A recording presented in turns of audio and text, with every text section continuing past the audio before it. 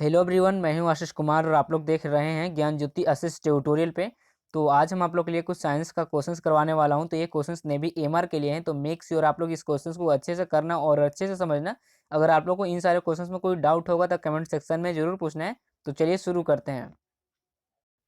तो देखिए, आज हम आप लोग के लिए 35 क्वेश्चंस करवाने वाला हूं। तो यहाँ पे आपका सबसे पहला क्वेश्चन में है कि निम्न में किसका अपवर्तनांक सर्वाधिक होता है। तो जो आपका फर्स्ट का जो सही आंसर हो जाएगा आपका ऑप्शन नंबर बी, बैगनी का सबसे ज़्यादा अपवर्तनांक होता है। और आप लोग मैट्रिक में पढ़े भी होंगे और आप लोग को याद भी होगा कि सबसे ज़्यादा बैगनी में ही होता है अपवर्तनांक। ठीक है। उसके बाद में अगला क्वेश्चन 2 में है कि निम्न में किस विद्युत चुम्बकीय तरंग की तरंग दैर्ध्य ज़्यादा होती है। तो जो आपका 2 का जो सही आंसर जाएगा आपका ऑप्शन नंबर सी, एक्स किरणें में। ठीक है, सबसे ज़्यादा तरंग दैर्ध्य होती है। उसके बाद में अगला क्वेश्चन 3 में है कि प्रकाश की चाल सबसे पहले ज्ञात की किसने किए थे। तो जो आपका 3 का जो सही आंसर जाएगा आपका ऑप्शन नंबर बी, रोमर ने किए थे। प्रकाश की चाल सबसे पहले ज्ञात है। उसके बाद में अगला क्वेश्चन 4 में है कि सरल सूक्ष्मदर्शी में वस्तु को रखा जाता है। तो जो आपका 4 का जो सही आंसर हो जाएगा आपका ऑप्शन नंबर ए, लेंस और प्रकाश के बीच है। उसके बाद में अगला क्वेश्चन है 5 में कि जब प्रकाश वायु से कांच में जाता है तो क्या होता है। तो जो आपका 5 का जो सही आंसर हो जाएगा आपका ऑप्शन नंबर बी, तरंग दैर्ध्य घटती है। ठीक है। उसके बाद में अगला क्वेश्चन 6 में है कि पूर्ण आंतरिक परिवर्तन होता है जब प्रकाश जाता है। तो जो आपका 6 का जो सही आंसर हो जाएगा आपका ऑप्शन नंबर ए, हीरे से कांच में। उसके बाद में अगला क्वेश्चन 7 में है कि प्रकाश तंतु किस सिद्धांत पर कार्य करता है। तो जो आपका 7 का जो सही आंसर हो जाएगा आपका ऑप्शन नंबर ए हो जाएगा, पूर्ण आंतरिक परिवर्तन पर कार्य करता है। ठीक है। उसके बाद में अगला क्वेश्चन 8 में है कि प्रकाश ऊर्जा को विद्युत ऊर्जा में बदलता है। तो इसमें कौन सा यंत्र बदल मतलब कि कौन सा बदलता है। तो जो आपका 8 का जो सही आंसर हो जाएगा आपका ऑप्शन नंबर सी, सौर सेल प्रकाश ऊर्जा को विद्युत ऊर्जा में बदलता है। उसके बाद में अगला क्वेश्चन 9 में है कि यांत्रिक ऊर्जा को विद्युत ऊर्जा में बदलता है। तो आप देखिए यहाँ पे 9 का जो सही आंसर हो जाएगा आपका ऑप्शन नंबर ए हो जाएगा, डायनेमो, जो कि यांत्रिक ऊर्जा को विद्युत ऊर्जा में बदलता है। उसके बाद में अगला क्वेश्चन 10 में है कि सूर्य की सूर्य के केंद्र का ताप कितना है। तो जो आपका 10 का जो सही आंसर हो जाएगा आपका ऑप्शन नंबर ए हो जाएगा, 1.5 इंटू 10⁻⁷ के। ठीक है, के का मतलब केल्विन। उसके बाद में 11 नंबर है क्वेश्चन, सूर्य के केंद्र का दाब कितना होता है। तो जो आपका 11 का जो सही आंसर हो जाएगा आपका ऑप्शन नंबर सी हो जाएगा, 2 × 10⁻16 न्यूटन प्रति वर्ग मीटर। ठीक है। उसके बाद में 12 नंबर क्वेश्चन है, परमाणु रिएक्टर आधारित हैं। तो जो आपका 12 का जो सही आंसर हो जाएगा आपका ऑप्शन नंबर बी हो जाएगा, नाभिकीय विखंडन विखंडन पर आधारित है। उसके बाद में अगला क्वेश्चन 13 में है कि परमाणु बम आधारित है। तो जो आपका 13 का जो सही आंसर हो जाएगा आपका ऑप्शन नंबर सी, अनियंत्रित नाभिकीय विखंडन पर आधारित है। उसके बाद में अगला क्वेश्चन 14 में है कि हाइड्रोजन बम आधारित है। अब देखिए आपका जो 14 का जो सही आंसर हो जाएगा आपका ऑप्शन नंबर बी, नाभिकीय संलयन पर आधारित है। तो ये सारा आपका मैट्रिक लेवल का है और आपको मतलब ये ऐसा नहीं है कि आपको 12th लेवल का करवा रहा हूँ और ये नेवी का तैयारी करवा रहा हूँ, ऐसा नहीं होता है। जब भी आपको होगा तो मैट्रिक से ही आपका मतलब कि लेकर चलता हूँ कि आपको एमआर के लिए मतलब बेनिफिट हो। ठीक है। उसके बाद में अगला क्वेश्चन 15 में कि सिलिकॉन तथा जर्मेनियम अर्धचालक होते हैं। तो जो आपका 15 का जो सही आंसर हो जाएगा आपका ऑप्शन नंबर डी, चतुर्थ संयोजी। उसके बाद में अगला क्वेश्चन 16 में है कि पॉजिट्रॉन का खोज किसने किया। तो जो आपका 16 का जो सही आंसर हो जाएगा आपका ऑप्शन नंबर सी, एडरसन ने किए थे पॉजिट्रॉन का खोज।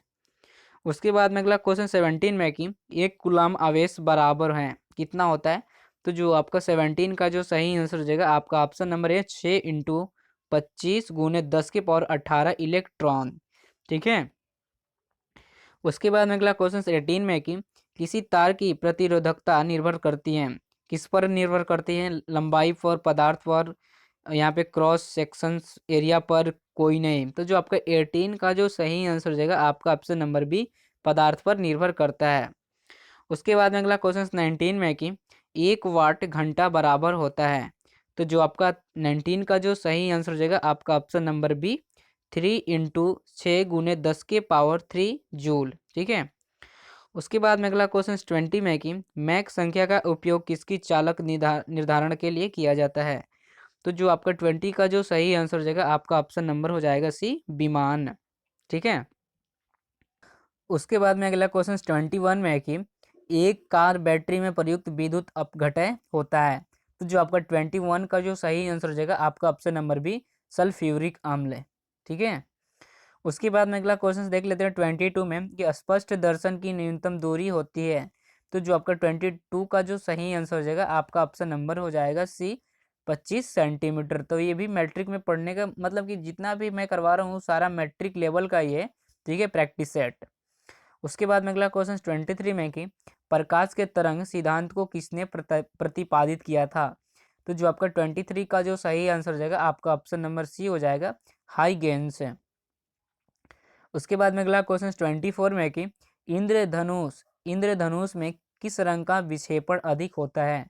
तो ये आप लोगों को कमेंट सेक्शन में इसका सही आंसर बताना, क्योंकि ये आपको शायद मैंने बता दिया हूँ, इसलिए मैंने आपको फिर से पूछ रहा हूँ कि आपको इसका सही आंसर क्या होगा 24 का। ठीक है। उसके बाद में अगला क्वेश्चन देख लेते हैं 25, पानी के ऊपर तेल परत का चमना, ठीक है, चमना उदाहरण है। तो जो आपका 25 का जो सही आंसर हो जाएगा आपका ऑप्शन नंबर डी, व्यतिकरण का। उसके बाद में अगला क्वेश्चन 26 में है कि धूप के चश्मे की पावर होती है 0 डायोप्टर, 1 डायोप्टर, 2 डायोप्टर, 3 डायोप्टर। तो जो आपका 26 का जो सही आंसर हो जाएगा आपका ऑप्शन नंबर ये हो जाएगा, 0 डायोप्टर होता है धूप के चश्मे की पावर। ठीक है। उसके बाद में अगला क्वेश्चन 27 में है कि वायुमंडल में प्रकाश के विसरण का कारण है। तो जो आपका 27 का जो सही आंसर हो जाएगा आपका ऑप्शन नंबर ये हो जाएगा, धूल कण। उसके बाद में अगला क्वेश्चन देख लेते हैं 28 में, पास्कल किसका इकाई है। तो यहाँ पे मैं आपको एक चीज़ बता दूं कि जितने भी इकाई मात्रक है जिसका भी हो उसको आप लोग याद कर लेना, क्योंकि एक नंबर आपका उससे आता है क्वेश्चन, नहीं तो मैं आपको क्लियर करवा दूंगा। ठीक है, इकट्ठा करके आपको क्लियर करवा दूंगा और वहाँ पे एक नंबर आपको फिनिश हो जाता है। ठीक है। तो जो आपका 28 का जो सही आंसर हो जाएगा आपका ऑप्शन नंबर ये हो जाएगा, दाब का पास्कल होता है या पास्कल का दाब। ठीक है। उसके बाद में अगला क्वेश्चन है 29 कि प्रकाश की गति किसके बीच से जाते हुए न्यूनतम होगी। तो जो आपका 29 का जो सही आंसर हो जाएगा आपका ऑप्शन नंबर ये हो जाएगा, कांच। उसके बाद में 30 क्वेश्चन, सूर्य की ऊष्मा पृथ्वी पर कैसे पहुंचती है। तो जो आपका 30 का जो सही आंसर हो जाएगा आपका ऑप्शन नंबर भी, विकिरण द्वारा पहुंचती है। उसके बाद में अगला क्वेश्चन 31 में कि रेफ्रिजरेटर में थर्मास्टेट, ठीक है, का कार्य है। तो जो आपका 31 का जो सही आंसर हो जाएगा आपका ऑप्शन नंबर सी, एक समान ताप को बनाए रखना। उसके बाद में अगला क्वेश्चन 32 में कि शुद्ध जल का क्वथनांक फahrenheit स्केल पर क्या होगा। तो जो आपका 32 का जो सही आंसर हो जाएगा आपका ऑप्शन नंबर डी, 212 डिग्री। उसके बाद में अगला क्वेश्चन 33 में कि केल्विन तापमापी में बर्फ का गलनांक होता है। तो जो आपका 33 का जो सही आंसर हो जाएगा आपका ऑप्शन नंबर ए हो जाएगा, 273 डिग्री केल्विन। उसके बाद में अगला क्वेश्चन 34 में है कि ध्वनि का वेग सबसे ज़्यादा होता है इस्पात में, निर्वात में, जल में, कोई नहीं। तो आपका जो 34 का जो सही आंसर हो जाएगा आपका ऑप्शन नंबर है, इस्पात में। उसके बाद में अगला क्वेश्चन 35 में कि ध्वनि का वेग सर्वाधिक होता है ठोस में, द्रव में, गैस में, वाष्प में। तो जो आपका 35 का जो सही आंसर हो जाएगा आपका ऑप्शन नंबर ये हो जाएगा, ठोस में होता है ध्वनि का सर्वाधिक हो। ठीक है। उसके बाद में अगला क्वेश्चन है 36 जो कि लास्ट क्वेश्चन है, ध्वनि का प्रवाह कान में कितने समय तक रहता है। तो जो आपका 36 का जो सही आंसर हो जाएगा आपका ऑप्शन नंबर हो जाएगा बी, 1/10 सेकेंड। तो यही कुछ आप लोग 36 क्वेश्चंस करवाना था। अगर आप लोग को इन सारे क्वेश्चन में कोई डाउट है तो कमेंट सेक्शन में जरूर पूछिए, मैं आपको जरूर हेल्प करूंगा। तो अगर आप लोग को ये वीडियो पसंद आए तो प्लीज़ लाइक करें, शेयर करें, कमेंट करें, और आप लोग हमारे चैनल पर नए हैं तो चैनल को भी सब्सक्राइब करें। तो मिलता हूँ अगले वीडियो में। Thank you so much, bye bye, take care, all the best.